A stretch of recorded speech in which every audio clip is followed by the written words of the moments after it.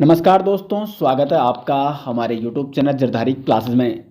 दोस्तों आज हम यहाँ पे वीकली करंट अफेयर सीरीज में चर्चा करेंगे 6 मार्च से लेकर 13 मार्च 2022 तक के सभी महत्वपूर्ण करंट अफेयर्स क्वेश्चन के बारे में। यानी इस वीक के जो भी महत्वपूर्ण घटनाएं घटी है दोस्तों, वो हम इस वीडियो में जानेंगे। उत्तराखंड हो गया, राष्ट्रीय और अंतर्राष्ट्रीय लेवल की जो भी महत्वपूर्ण घटनाएँ हैं, एग्जाम के व्यू पॉइंट से इंपॉर्टेंट है, वो सारे टॉपिक हम दोस्तों इस वीडियो में कवर करने वाले हैं। तो चलिए दोस्तों आज की वीडियो शुरू करते हैं। और आज का जो फर्स्ट क्वेश्चन है यहाँ पे, मोस्ट इंपॉर्टेंट क्वेश्चन है यहाँ पे, हाल ही में उत्तराखंड के किस स्थल से सिंधु घाटी सभ्यता काल से जुड़ी प्रतिमा मिली है?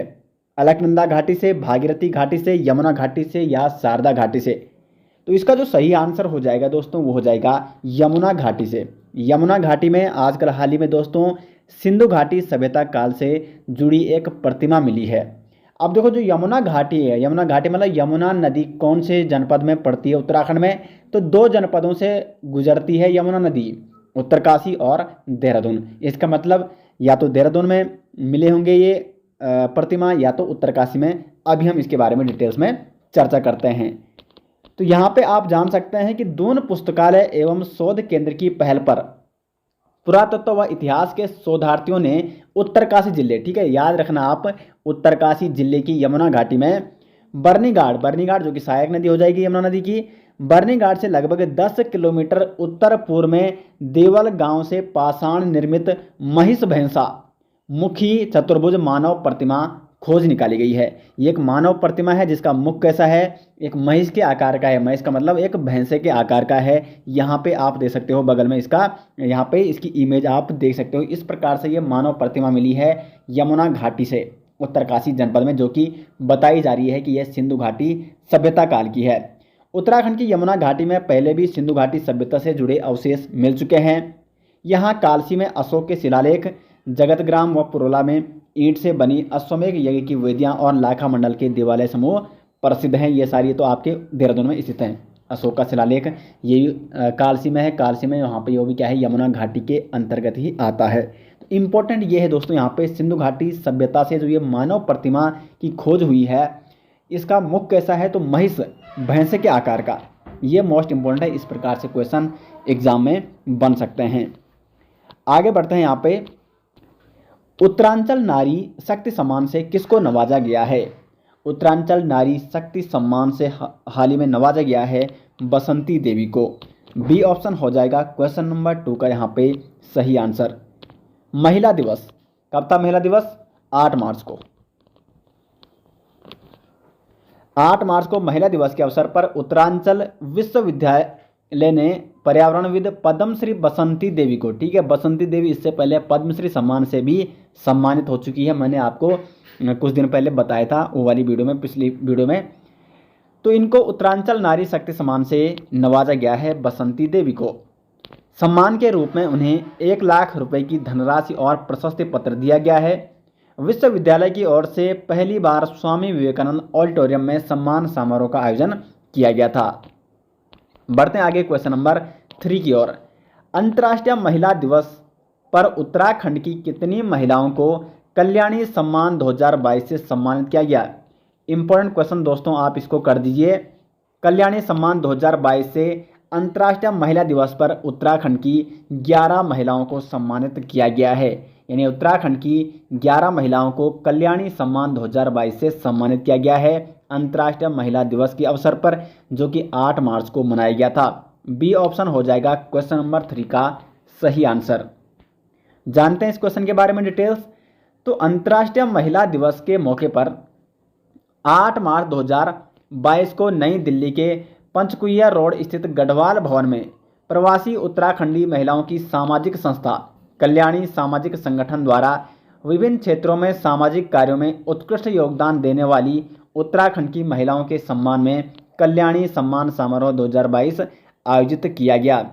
इस मौके पर संस्था द्वारा पहाड़ के दुर्गम क्षेत्रों से लेकर प्रदेश की राजधानी देहरादून तक की उन 11 महिलाओं को कल्याणी सम्मान 2022 से सम्मानित किया गया है, जिन्होंने अपने अपने क्षेत्र में समाज के लिए उत्कृष्ट योगदान देकर उत्तराखंड को गौरवान्वित करने का काम किया है। तो कल्याणी सम्मान 2022 से उत्तराखंड की 11 महिलाओं को सम्मान किया गया है, जिन्होंने समाज में योगदान दिया है, उत्कृष्ट योगदान किया है अपने अपने क्षेत्र में। आगे बढ़ते हैं दोस्तों क्वेश्चन नंबर 4 की ओर। उत्तराखंड विधानसभा चुनाव 2022 में किस पार्टी ने सर्वाधिक सीटें जीती है? तो ये आप सभी जानते होंगे, भारतीय जनता पार्टी ने उत्तराखंड में सर्वाधिक सीटें जीती है और बहुमत हासिल किया है। और दोस्तों उत्तराखंड विधानसभा, अब तक के जितने भी विधानसभा के हैं, जितने भी मुख्यमंत्री बने हैं, राज्यपाल, यानी उत्तराखंड की राजनीति के बारे में यदि आपको जानना है तो मैंने परीक्षावाणी सीरीज में फर्स्ट जो चैप्टर है उसका उत्तराखंड राजनीतिक और प्रशासनिक ढांचा काफ़ी डिटेल्स में मैंने आपको वहाँ पे बता रखा है। तो आप प्ले लिस्ट में जा सकते हैं परीक्षावाणी सीरीज में, क्योंकि मोस्ट इंपॉर्टेंट क्वेश्चन दोस्तों वहाँ से बनते हैं। विधानसभा सीटें कितनी है, कौन कौन सी सीटें आरक्षित हैं, और जितने भी अभी तक क्या है ये विधानसभा जो भी चुनाव हुए हैं वो सारे मैंने वहाँ पे आपको बता रखे हैं। तो वहाँ पे दोस्तों काफ़ी मोस्ट इंपॉर्टेंट वीडियो है और वहाँ से कई प्रकार से एग्जाम में क्वेश्चन बनते हैं, तो आप उस वीडियो को ज़रूर देख सकते हैं। तो प्रदेश की देखो वर्तमान में अगर हम बात करें तो 70 विधानसभा सीटें हैं उत्तराखंड में। इसमें बीजेपी यानी भारतीय जनता पार्टी ने 47 सीटों पर जीत दर्ज की है। बीजेपी ने जीती है 47 सीटें 70 में से। इंडियन नेशनल कांग्रेस यानी कांग्रेस ने 19 सीटें, बीएसपी ने 2 सीटें और अदर अन्य ने 2 सीटें जीती हैं। तो कुल मिला के 70 में से सबसे ज़्यादा सीटें जीती है भारतीय जनता पार्टी ने, बहुमत हासिल किया है। बहुमत के लिए कितनी सीटें चाहिए उत्तराखंड में? तो 36 सीटें। ठीक है, आगे बढ़ते हैं क्वेश्चन नंबर 5 की ओर।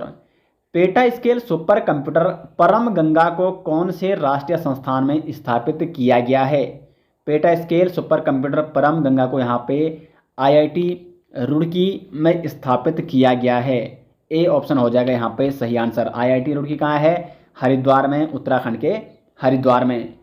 तो यहाँ पे आप देख सकते हो कि परम गंगा सुपर कंप्यूटर को centre for development of advanced computing ने नेशनल सुपर कंप्यूटिंग मिशन के तहत तैयार किया है और इसकी सुपर कंप्यूटिंग कैपेसिटी है 1.66 फेलोप्स, जिसकी फुल फॉर्म आप यहाँ पे दे सकते हो पेटा फ्लोटिंग पॉइंट ऑपरेशंस प्रति सेकंड। उद्देश्य क्या है? तो इस सुपर कंप्यूटर को स्थापित करने का उद्देश्य आईआईटी रुड़की और उसके आसपास स्थित शैक्षिक संस्थानों की यूजर कम्युनिटी को कंप्यूटेशनल पावर प्रदान करना। बढ़ते हैं दोस्तों आगे यहाँ पे नेक्स्ट क्वेश्चन की ओर। महिला उद्यमियों को सहायता प्रदान करने के लिए मातृशक्ति उद्यमिता योजना को किसने शुरू किया है? तो मातृशक्ति उद्यमिता योजना को शुरू किया गया है मनोहर लाल खट्टर द्वारा। हरियाणा के मुख्यमंत्री हैं मनोहर लाल खट्टर। महिला उद्यमियों को सहायता प्रदान करने के लिए इनके द्वारा मातृशक्ति उद्यमिता योजना को शुरू किया गया है। मातृशक्ति उद्यमिता योजना के तहत जिन महिलाओं की पारिवारिक वार्षिक आय सत्यापित आंकड़ों के आधार पर 5 लाख रुपए से कम है, उन्हें वित्तीय संस्थानों द्वारा 3 लाख रुपए तक के सॉफ्ट लोन प्रदान किए जाएंगे। और ये यहाँ पे जो योजना है ये किसने शुरू की है? मनोहर लाल खट्टर ने। नेक्स्ट क्वेश्चन की ओर बढ़ते हैं। टीकाकरण अभियान मिशन इंद्रधनुष के तहत संपूर्ण टीकाकरण का लक्ष्य हासिल करने में भारत का कौन सा राज्य पहले स्थान पर रहा? इंपॉर्टेंट क्वेश्चन कर दीजिए आप दोस्तों इसको। तो देखो मिशन इंद्रधनुष के तहत संपूर्ण टीकाकरण का लक्ष्य हासिल करने में भारत का जो राज्य पहले स्थान पर रहा है वो रहा है उड़ीसा। डी ऑप्शन हो जाएगा क्वेश्चन नंबर 7 का सही आंसर। यहाँ पे आप देख सकते हो कि नियमित टीकाकरण से वंचित 0 से 2 वर्ष तक के बच्चों और गर्भवती महिलाओं के लिए मिशन इंद्रधनुष अभियान के तहत संपूर्ण टीकाकरण का लक्ष्य हासिल करने में ओडिशा भारत में पहले स्थान पर रहा है। ओडिशा राज्य में लक्षित महिलाओं और बच्चों को सुरक्षित रखने और रोगों के लड़ने के लिए उनकी क्षमता बढ़ाने वाले इस अभियान के तहत 90.5% लक्ष्य हासिल कर लिया गया है।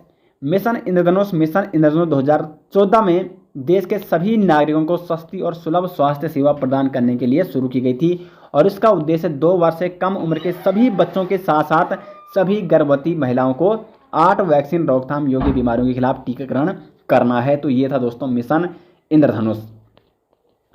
आगे बढ़ता है यहाँ पे क्वेश्चन नंबर 8 की ओर। धूम्रपान निषेध दिवस 2022 नो स्मोकिंग डे 2022 कब मनाया गया है? तो 9 मार्च को मनाया गया यहाँ पे धूम्रपान निषेध दिवस। हर वर्ष मार्च महीने के दूसरे बुधवार को धूम्रपान निषेध दिवस मनाया जाता है। इस दिवस को पहली बार कब मनाया गया था? तो 1984 में। धूम्रपान निषेध दिवस मनाने का उद्देश्य क्या है? तो धूम्रपान के खतरों का दुनिया भर में प्रसार करना और इसे रोकने के तरीकों के बारे में जागरूकता फैलाना। अगर हम बात करें वर्ष 2022 की थीम की, क्योंकि कई बार दिवसों से संबंधित थीम पूछी जाती है, तो धूम्रपान छोड़ने के लिए तनावपूर्ण होने की ज़रूरत नहीं। ये वर्ष 2022 की थीम है धूम्रपान निषेध दिवस की। क्वेश्चन नंबर 9 है यहाँ पे, भारत में शयन मुद्रा में भगवान बुद्ध की सबसे बड़ी मूर्ति किस राज्य में बन रही है? तो शयन मुद्रा में भगवान बुद्ध की जो सबसे बड़ी मूर्ति बन रही है वो बन रही है बिहार राज्य में। ए ऑप्शन दोस्तों क्वेश्चन नंबर 9 का यहाँ पे हो जाएगा सही आंसर। क्वेश्चन नंबर 10 है, financial action task force FATF के नए अध्यक्ष कौन बने हैं? तो फाइनेंशियल एक्शन टास्क फोर्स के जो नए अध्यक्ष बने हैं T Raja Kumar. A option हो जाएगा क्वेश्चन नंबर 10 का right answer. T Raja Kumar जो कि मार्कस फ्लियर का ही स्थान लेंगे। अभी FATF क्या है? Financial action task force G7 समूह के देशों द्वारा स्थापित किया गया एक अंतर सरकारी संगठन है FATF। इसकी स्थापना अंतर्राष्ट्रीय स्तर पर मनी लॉन्ड्रिंग, आतंकवाद, प्रसार वित्त को रोकने और उसका मुकाबला करने के लिए किया गया है। स्थापना कब की गई? 1989 में। मुख्यालय इसका पेरिस फ्रांस है। सदस्य देश हैं 39 और अध्यक्ष कौन है? T Raja Kumar. Most important question, आप इसको भी कर सकते हैं। आगे बढ़ते हैं यहाँ पे क्वेश्चन नंबर 11 की ओर। ICC महिला विश्व कप 2022 की मेजबानी कौन सा देश कर रहा है? तो ICC महिला विश्व कप 2022 की मेजबानी यहाँ पे कर रहा है न्यूजीलैंड। बी ऑप्शन हो जाएगा क्वेश्चन नंबर 11 का सही आंसर। और एक और से आपको बता दें, ICC महिला विश्व कप में सबसे ज़्यादा कप्तानी करने वाली महिला क्रिकेटर कौन बनी है? मिताली राज, जो कि भारतीय क्रिकेट टीम की कप्तान है। इन्होंने ICC जो इवेंट होता है विश्व कप, इसमें सबसे ज़्यादा मैचों में कप्तानी करने का रिकॉर्ड भी बनाया है। क्वेश्चन नंबर 12 की ओर बढ़ते हैं। स्लाइनेक्स नौसैनिक अभ्यास का आयोजन भारत और किस देश के बीच किया गया है? तो ये नौसैनिक अभ्यास किया गया है भारत और श्रीलंका के बीच। सी ऑप्शन हो जाएगा यहाँ पे क्वेश्चन नंबर 12 का सही आंसर। अब इसकी फुल फॉर्म क्या है स्लाइनेक्स की? तो Sri Lanka India naval exercise. Bharat इस साल स्लाइनेक्स नौसैनिक अभ्यास के 9वें संस्करण की अध्यक्षता कर रहा है। यह 2 चरणों में आयोजित किया जा रहा है। इस स्लाइनेक्स अभ्यास का जो पहला चरण था वो 7 से 8 मार्च तक आयोजित किया गया था विशाखापत्तनम में, जबकि दूसरा चरण 9 से 10 मार्च तक बंगाल की खाड़ी में आयोजित किया गया था। उद्देश्य क्या है? तो स्लाइनेक्स नौसैनिक अभ्यास का उद्देश्य दोनों नौसेनाओं के बीच बहुआयामी समुद्री संचालन के लिए अंतर संचालन क्षमता को बढ़ाना, आपसी समझ में सुधार करना और सर्वोत्तम प्रथाओं और प्रक्रियाओं का आदान प्रदान करना है। और संस्करण कौन सा है? तो ये मैंने आपको ऊपर बता दिया है, 9वां संस्करण। अध्यक्षता कौन कर रहा है इसकी? तो भारत कर रहा है। आगे बढ़ते हैं क्वेश्चन नंबर 13 की ओर। किस राज्य सरकार ने अम्मा और बहिनी योजना को शुरू किया है? तो सिक्किम राज्य सरकार द्वारा अम्मा और बहिनी योजना को शुरू किया गया है। अम्मा और बहिनी योजना के तहत सिक्किम सरकार द्वारा राज्य की सभी गैर कामकाजी माताओं के बैंक खाते में 20,000 रुपये भेजे जाएंगे और कक्षा 9 में पढ़ने वाले सभी छात्राओं को फ्री में सैनिटरी नैपकिन दिए जाएंगे। तो ये अम्मा और बहिनी योजना किसके द्वारा शुरू की गई है? कई बार एग्जाम में योजनाएं से संबंधित क्वेश्चन पूछे जाते हैं, तो सिक्किम सरकार द्वारा। आगे बढ़ते हैं यहाँ पे क्वेश्चन नंबर 14 की ओर। अंतर्राष्ट्रीय साहसी महिला पुरस्कार 2022 से किसे सम्मानित किया जाएगा? अंतर्राष्ट्रीय साहसी महिला पुरस्कार 2022, तो इस सम्मान से सम्मानित किया जाएगा रिजवाना हसन को। डी ऑप्शन हो जाएगा क्वेश्चन नंबर 14 का सही आंसर। कौन है रिजवाना हसन? तो रिजवाना हसन बांग्लादेश पर्यावरण अधिवक्ता संघ की मुख्य कार्यकारी अधिकारी हैं। उन्होंने वनों की कटाई, प्रदूषण और अवैध भूमि विकास के खिलाफ कई मामले उठाए हैं, जिसके लिए उन्हें अंतर्राष्ट्रीय साहसी महिला पुरस्कार 2022 से सम्मानित किया जाएगा। क्वेश्चन नंबर 15 है, लड़कियों के पालन पोषण और शिक्षा में सहायता के लिए कौशल्या मातृत्व योजना को कहाँ की सरकार ने शुरू किया है? कौशल्या मातृत्व योजना, जिसका उद्देश्य क्या है? लड़कियों के पालन पोषण और शिक्षा में सहायता करना। तो कौशल्या मातृत्व योजना किस सरकार ने शुरू की है? छत्तीसगढ़ सरकार ने। ए ऑप्शन हो जाएगा यहाँ पे क्वेश्चन नंबर 15 का सही आंसर। इस योजना का उद्देश्य महिलाओं को गर्भावस्था के बाद स्वयं और बच्चे के पोषण और देखभाल में सहायता करना है। योजना के तहत दूसरी संतान के रूप में बालिका के जन्म पर राज्य सरकार द्वारा 5,000 रुपये की सहायता राशि प्रदान की जाएगी। आगे बढ़ते हैं क्वेश्चन नंबर 16 की ओर। अंतर्राष्ट्रीय महिला दिवस 2022 कब मनाया गया है?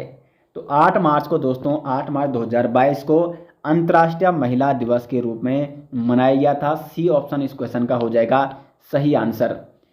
अब देखो यहाँ पे क्या है अंतर्राष्ट्रीय महिला दिवस, तो महिलाओं की सामाजिक, आर्थिक, सांस्कृतिक और राजनीतिक उपलब्धियों को मान्यता देता है और ये पहला आधिकारिक अंतर्राष्ट्रीय महिला दिवस जो मनाया गया था 1975 में मनाया गया था।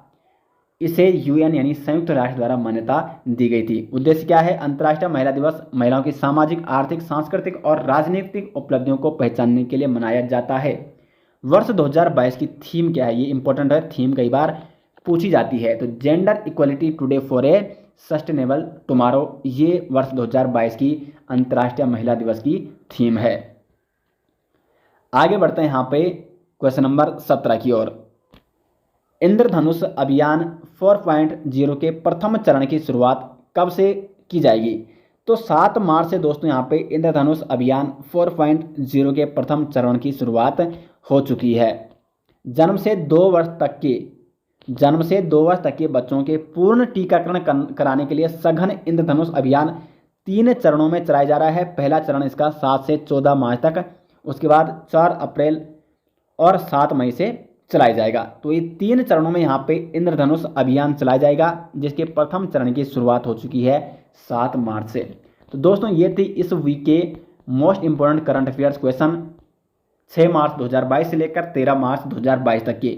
इसके नोट्स आपको हमारी एप्लीकेशन में मिल जाएंगे। आप प्ले स्टोर में सर्च कर सकते हैं उत्तराखंड जीके, सबसे ऊपर आ जाएगा उत्तराखंड जनरल नॉलेज के नाम से एसजे ग्रुप का ऐप। उसका आप दोस्तों डाउनलोड कीजिए और उसमें आपको हमारी वीकली करंट अफेयर सीरीज़ के नोट्स मिल जाएंगे। और यदि आपको वार्षिक करंट अफेयर्स PDF चाहिए, ई बुक चाहिए, तो लिंक आपको मिल जाएगा वीडियो के डिस्क्रिप्शन में। तो मिलते हैं दोस्तों नेक्स्ट, तब तक के लिए धन्यवाद।